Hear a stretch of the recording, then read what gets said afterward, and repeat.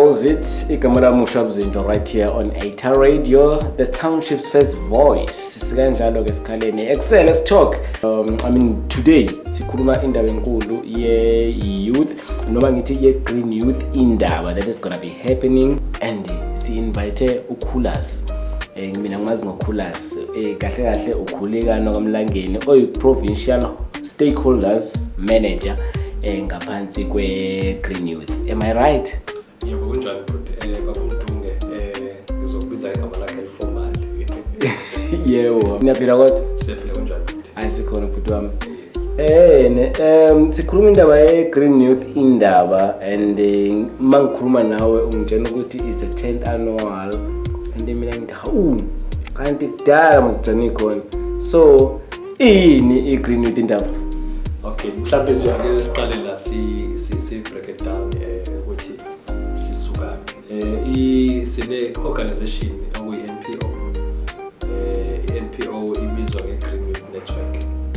So ila khona kuhlanganela khona abantu abasha, then we lobby for young people to get into a green youth space. La khona siba encourage khona to take opportunities within the secular economy, because one of the things that we identified with young people are left out, especially with space in the sector. That's why we focus on green space.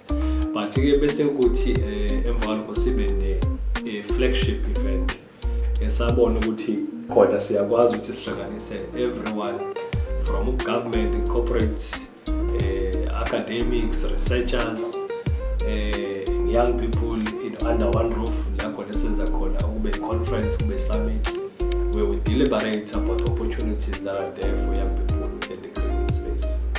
So kulo nyaka senza unyaka wes-10 njengoba ushilo, we are going big.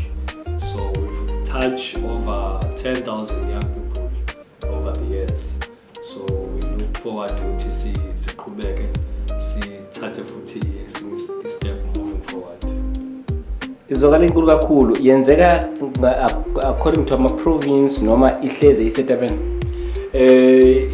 Iqale eGauteng. The past 7 years is Gauteng, and then this is the third year at KZN, but it's a national conference, so we move around. Luckily I'm a KZN born person, so I'm advocate with let's come to Durban so that we also feature young people from KZN. We appreciate the opportunity, my brother. Yes. We appreciate that opportunity.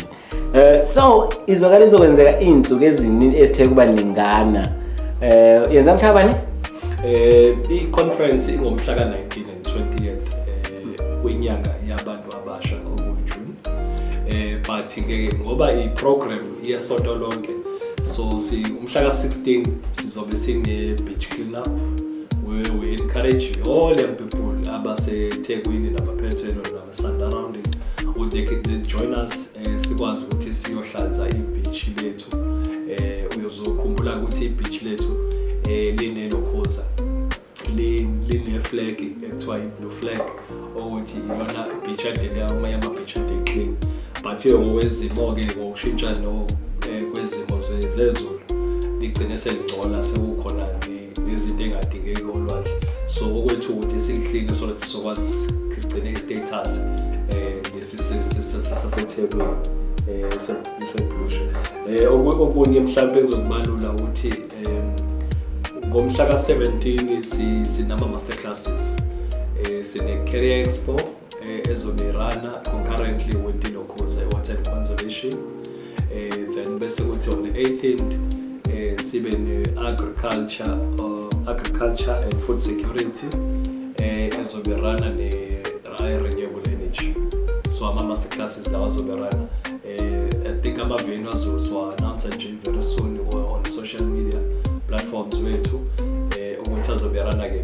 But the actual conference yona ise-ICC eDurban. Wonke umuntu ohlala la eThekwini noma ohlala eKZN at least ufamily about ICC. Hayi indaba ezimnandi lezo nanokuthi nje central-ke kuba central kwezinto ke Durban kuyasiza kakhulu because amalokishi esinawo maningi kodwa manje uma uzoyibeka kwamasho uzoyibeka eMlazi and then kuba ne-disadvantage ebakhona kwabanye abantu. Siyakubonga lokho. Yeah. No kodwa ke esikunye esikwenzayo ke mhlawumbe kufanele ngicacise ukuthi ngomhla ka-3 ngoba okunye esibuye sikwenze uku-identify bonke labantu abasha abasuke benama concept amasha within the green space. Ilokho ukuthi senza ama road shows across the country. Sikwazi uku-identify those people. So eyase KZN izoba ngomhla ka-3 kuwona uJune. Yona ikwamasho. Ngoba okubalekile nakho konke ukuthi kufanele size endaweni zabantu endaweni zethu la khona khona abantu sikwazi ukuthi sibathole khona abantu ngoba kwesisikhathi indawo lezi esemadolobheni zindawo la khona ekwenzeka khona izinto almost every day, but uthi the people abasemalokishini noma abasemakhaya baba ku disadvantage side ngoba izinto asizi khona. So siyasithatha ke thina sikwenze kube i-duty yethu ukuthi siye khona endaweni la khona kubehlala khona. Wow, great stuff, man. Great stuff indeed. This is HR Radio, the Township's first voice. Kamara Mushabzinto hashtag Excel, let's talk, and you are talking business as you are looking forward to the Youth Month. We are as Youth Month, that is why we are so relevant. Silandukuligano kumlangeni. Oyena ke i-provincial stakeholders manager ngaphansi kwe-Green Youth.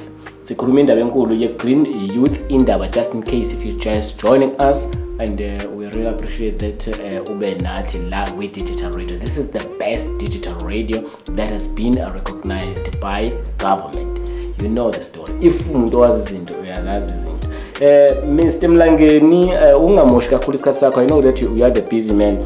Mhlawumbe umbuzo engawubuza manje ukuthi according to your preparations, according to your expectations, how effective this initiative is going to be kwi-youth yaseMzansi? No, comparing to la seningena wenza manje. Njoba ngisho nje ngithi we've touched over 10,000 young people getting into space. Recently ilokoza one of our winners last year simlinke with one of our partners Polyco, and I think they are giving her about 5 million for a project here that she pitched last year. So I encourage all young people around KZN and even outside of KZN to come and join us on the 19th and the 28th. So the registration, it's easy. You go to our website, then you register there, or you go to our social media page, Facebook, you search Green Youth Indaba, then the details will be there. Kungenwa simahla because abantu abasha ba abantu abangathatha entweni, so we don't want to ukuthi sibavalele ngaphandle.